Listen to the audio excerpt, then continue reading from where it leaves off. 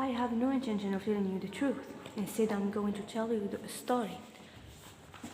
This is a story about why marketers must forsake any attempt to communicate nothing but the facts, and must instead focus on what people believe and then work to tell them stories that add to their worldview.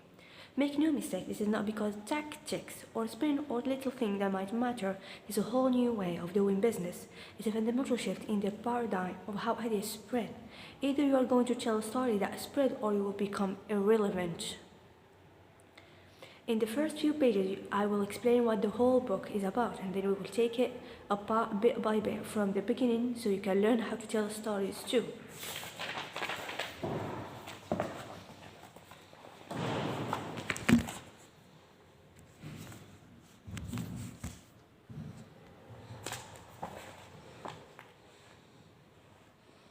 In the beginning, there was the story.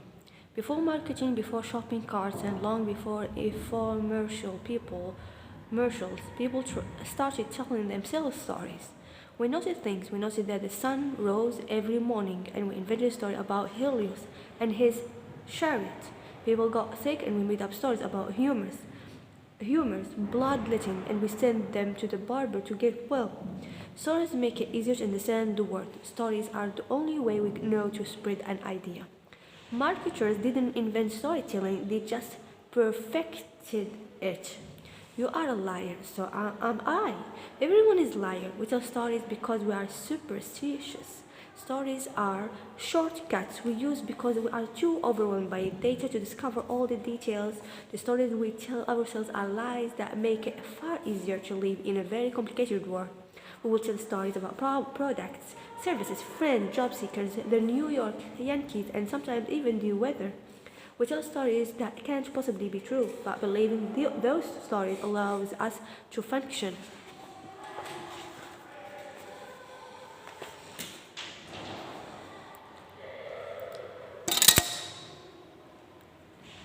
We know we are not telling ourselves the whole truth, but it works, so we embrace it.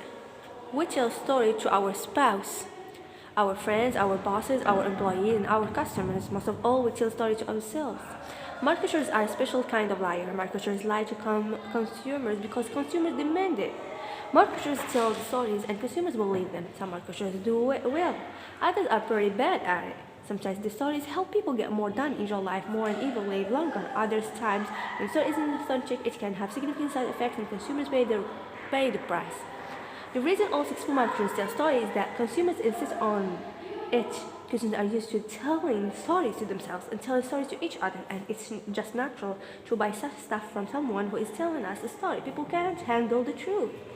George Riddle is a liar. George is a 10th generation glass blower, an artisan pursuing age-old craft. I'm told he is a very nice guy and he's very good at telling stories. His company makes wine glasses and scotch glasses, whiskey glasses, espresso glasses, and even water glasses. He and his staff fervently believe that there is a perfect and different shape for every beverage.